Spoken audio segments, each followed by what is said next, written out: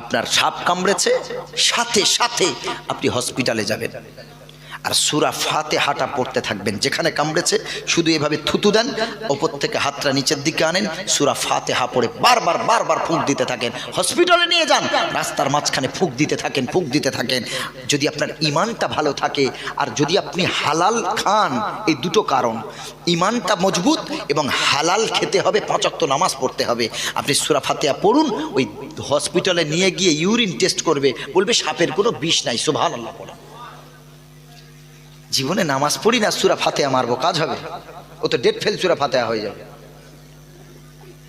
5 ওয়াক্ত নামাজ আর হালাল খাওয়া, হারাম দিয়ে দেহ তৈরি হচ্ছে, আর আমি নাকি সূরা ফাতিহা পড়লে কাজ হবে? হায় রে মুসলমান।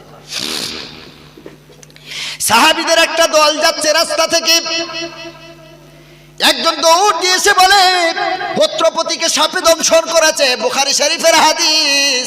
সূরাতুল ফাতিহার তাফসীরটা পড়বেন, সব তাফসীরের কিতাবে আছে।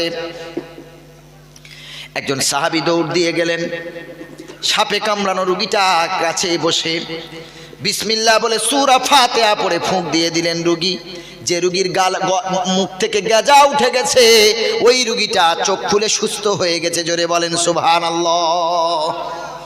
সহি হাদিস, টনটনে সহি। এইবার বলল কি হবে?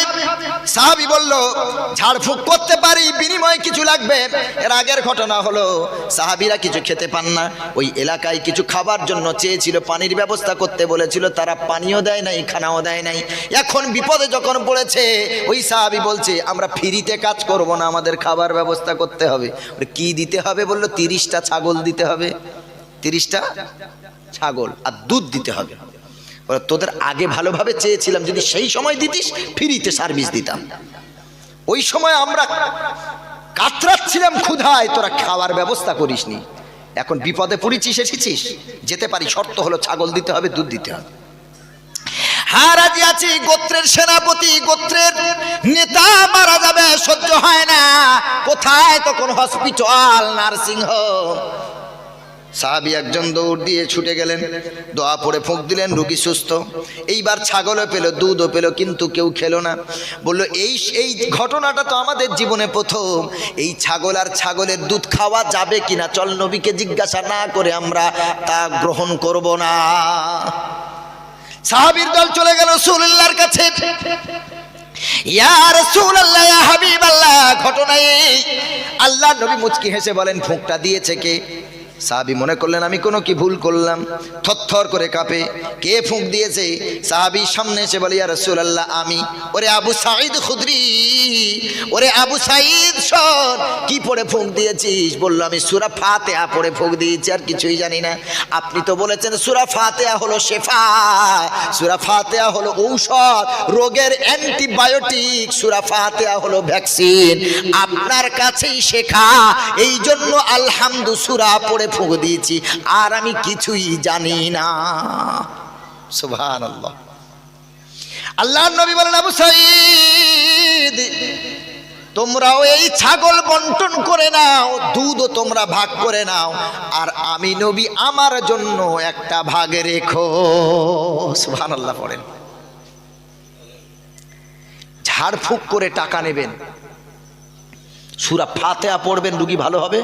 মনে করেন একটা রুগী আপনার কাছে এসেছে, একটা রুগী আপনার কাছে এসেছে, জিনে ধরেছে। এখন জিন কি আর ডাক্তারে ভালো করবে? জি, ও তো মাওলানার দরকার, ঝাড়ফুঁকের দরকার, কোরআনের দরকার। ওকে ফুঁক দিয়ে সুস্থ করে দেন, পানি পড়ে দেন, তেল পড়ে দেন, ধুনো পড়ে দেন, ব্যবহার করতে দেন। ব্যবহার করে 5000 টাকা চাইবেন, তবে ইমানদারের কাছ থেকে না। ইমানদাররা যা খুশি হয় দেবেন বা অল্প নেবেন। ওই যে জিনের পেশেন্টও যদি হসপিটালে বা প্রাইভেট ডাক্তারের কাছে যেত, ও তো মাসের পর, ও যদি জিন না বিশ্বাস করে, ও তো মাসের পর মাস ওই ঘুমের ওষুধ আর নার্ভের ওষুধ খাইয়ে খাইয়ে শেষ করে দেবে। ডাক্তার ফিস নেবে 1000 টাকা, 2000 টাকা ফিস, এত টাকার ঔষধ। তবে একটা ফুঁক দিলে তোমার ফুঁকের বরকতে সেরে গেল, ওর কোনো সাইড এফেক্টও হলো না, পার্শ্ব প্রতিক্রিয়া হলো না, ঔষধের কোনো ক্ষতি হলো না। আপনি বেশি করে টাকা নেন ওদের কাছ থেকে। বলে হুজুর শুধু ফুঁক দিয়ে কি নেওয়া যায়? একটা বড় মাদুলি না দিলে হয় না? দু চারটে মাদুলি দেবো, একটা হাতে, একটা মাথায়, একটা বালিশে, একটা পায়ে, একটা গলায়, একটা কানে, একটা নাকে, সব জায়গায় না ঝোলালে বলে 8টা 10টা দিয়েছে। এইবার বল কত টাকা? 10,001 টাকা। মাদুলি দেন, মাদুলি জায়েজ আছে, তবে না দেওয়াটা উত্তম। জায়েজ কেমন? যে তাবিজ লিখবেন কোরআন এবং হাদিসের বাইরে কোনো কিছু দিয়ে যেন তাবিজ না লেখে, এবং যিনি দেবেন তারও ভরসা থাকবে আল্লাহর উপর, যে নেবে তারও ভরসা কার উপর থাকতে হবে?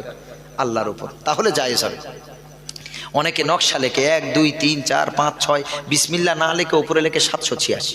786 আবার বিসমিল্লাহ হয় কোথা থেকে?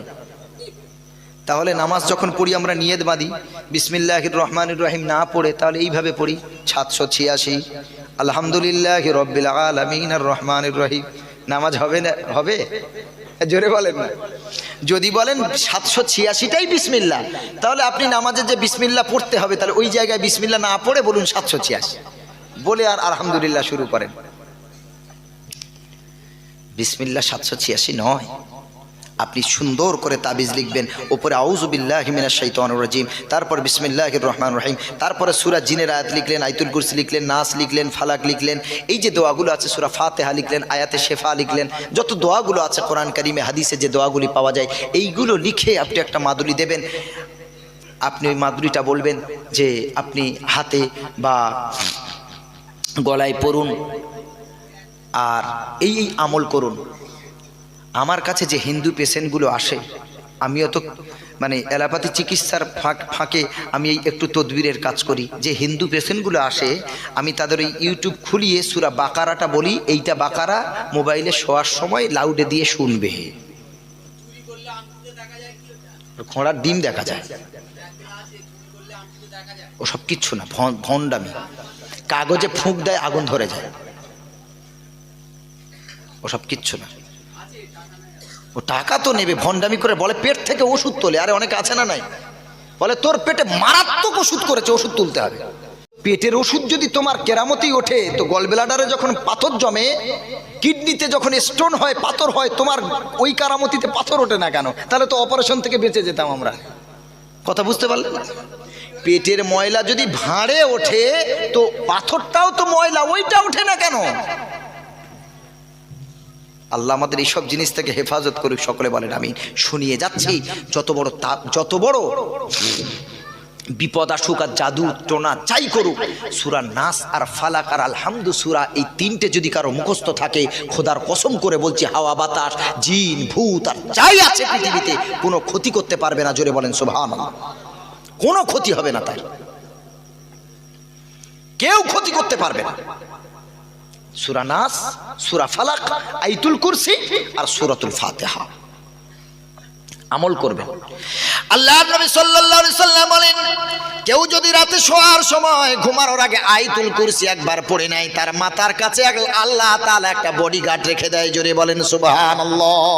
ফজর পর্যন্ত আল্লাহর দেওয়া ফেরেশতা বডিগার্ড হিসেবে থাকে। কোনো জিন, কোনো শয়তান, কোনো জাদু, কোনো সিহির তার কোনো ক্ষতি করতে পারে না। আমল করুন। আল্লাহর নবীর দাড়ির চুল আর চিরুনি দিয়ে জাদু করা হলো। আল্লাহর নবী তিনটে বর্ণনায় পাওয়া যায়, সব থেকে যেটা সহিহ বর্ণনা, 40 দিন পর নবীজির গায়ে যখন ওই জাদুর প্রভাব পড়ল, নবীজি খাওয়া বন্ধ হয়ে গেল, মুখটা শুকিয়ে গেল, নবীজির ক্ষুধা কোথায় চলে গেল, শরীর জীর্ণ হয়ে যেতে চলল, গা গুলায় বমি বমি ভাব হয়।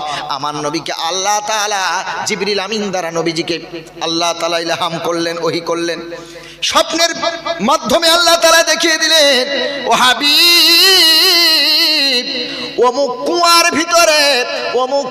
ভিতরে পুরানো কুয়ার তলায় আপনার দাড়ির চুল আর চিরুনি দ্বারা জাদু করা আছে।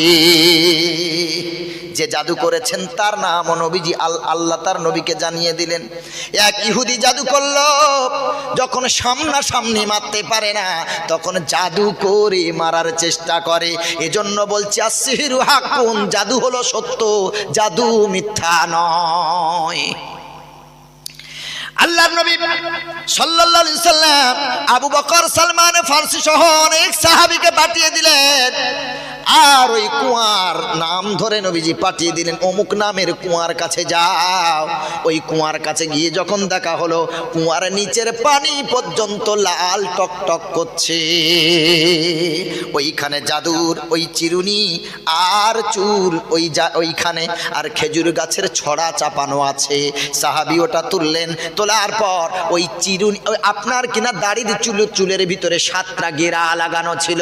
7 গেরাতে নবীজি বললেন সূরা নাস আর ফালাক 7 বার করে ফুঁক দাও। একবার ফুঁক দিয়েছে, একটা গিরা খুলে গেছে, 7টা গেরা খুলে গেল। সাথে সাথে আমার আল্লাহ আমার নবীর শরীরকে সুস্থ করে দিলেন। জোরে বলুন না সুবহানাল্লাহ। এই আমলগুলো করবেন, বাচ্চাদেরকে শেখাবেন, সূরা নাস পড়বে। আর যাদের বাড়িতে বাচ্চা আছে, মাগরিবের সময় সূর্য ডোবার সময় বাচ্চাকে বার করবেন না, হাদিসে আছে। সন্ধ্যার সময় আর সূর্য যখন মাথা বরাবর সোজা হয়ে আসে, মানে প্রত্যেকটা জিনিসের ছায়া তার নিজস্ব ছায়ায় থাকে, এই সময়টা 20 মিনিট খুব খাতারনাক সময়। সূর্য ডোবার সময় 20 মিনিট খুব খাতারনাক সময়। এই সময়টা বাচ্চারা যদি বাইরে থাকে, সাথে সাথে হাদিসে আছে শয়তান ওই বাচ্চার পেটে এভাবে আঙুল দিয়ে খোঁচা দেয়। এজন্য বাচ্চারা কাঁদে বেশি রাত্রেবেলা। বাচ্চাকে সন্ধ্যা যদিও বার হয়ে যায়, কখনো আপনি সাথে সাথে সূরা নাস, ফালাক, আয়াতুল কুরসি, আলহামদু সূরা 3 বার পড়ে বাচ্চাকে দম করেন। যিনি মা থাকবেন, যার বুকের দুধ পান করে, তিনিও তার গায়ে ফুঁক দিয়ে, হাতে ফুঁক দিয়ে গায়ে বুলিয়ে নেন। বাস শয়তানের যে প্রভাব ছিল সব কেটে যাবে। সুবহানাল্লাহ পড়া, এই আমলগুলো করেন। আপনার পেটে ওষুধ পড়লেও, যদিও পেটে ওষুধ থাকে, আল্লাহর কসম বলছি পেটের ওষুধ তোলা যায় না। এমন একটা লিকুইড আছে, পানির সাথে ঠেকলেই অটোমেটিক্যালি 4-5 মিনিট পর ওটা গাছের মতো শিকড় তৈরি হয়ে যায়। আপনি অবাক হয়ে যাবেন। এমন একটা পাতা আছে, সেই পাতা আপনার পিঠের চালে বা যে কোনো জায়গায় ঠেকালে ওই পাতাতে পোকা তৈরি হয়ে যায়। আপনি ভাববেন লিভারের পোকা বেরোচ্ছে, জন্ডিস ঝাড়ায়। তেল মশলা খেয়ে লিভার ফুলে জন্ডিস হচ্ছে, ওর জন্ডিস ঝাড়িয়ে নাকি সারে। কি আশ্চর্য! এইসব প্রোপাগান্ডায় কান দেবেন না, ঝাড়াবেন না। ঝাড়ান, সূরা ফাতিহা পড়ে নিজে ফুঁক দেন। আপনি কিসের ঝাড়াতে যাচ্ছেন, উল্টো পাল্টা করছেন? ফুঁক দেন আর পেটের ডাক্তার দেখান। জন্ডিস, এই লিভারটা যখন ফুলে যায়, লিভারটা যখন ড্যামেজ হওয়ার পথে, তখন আমাদের মূত্রটা হলুদ রং ধারণ করে। এটাকে জন্ডিস বলা হয় বা নেবা বলা হয়, বা অন্যান্য আরও নাম আছে। ডাক্তার দেখান। নিজে সূরা ফাতিহা 7 বার পড়ে আর যে দোয়াগুলো বললাম পানিতে পড়ে বিসমিল্লাহ বলে খান, বাচ্চাদের খাওয়ান, আল্লাহ ভালো করবে। যত বড় জাদু হোক, যত বড় বদনজর লাগুক, এই দোয়াগুলো পড়ে পানিতে ফুঁক দিয়ে গোসল করবেন, নিজে খাবেন, বাচ্চাকে খাওয়াবেন। মনে হচ্ছে যে বাচ্চা খাওয়া বন্ধ করে দিয়েছে, নজর লেগেছে মনে হয়, আপনি সূরা ফাতিহা, আয়াতুল কুরসি, নাস, ফালাক পড়ে পানিতে ফুঁক দিয়ে খাওয়ান, লবণে ফুঁক দিয়ে খাওয়ান, ওকে একটু গোসল করিয়ে দেন, দেখবে সব নজর কেটে গিয়ে আবার খেতে লেগেছে। না হয় ডাক্তার শুধু খাওয়ার ওষুধ দিয়ে ভর্তি করবে, খিদে আর বাড়বে না। করবো ইনশাল্লাহ, সকলে বলেন ইনশাল্লাহ।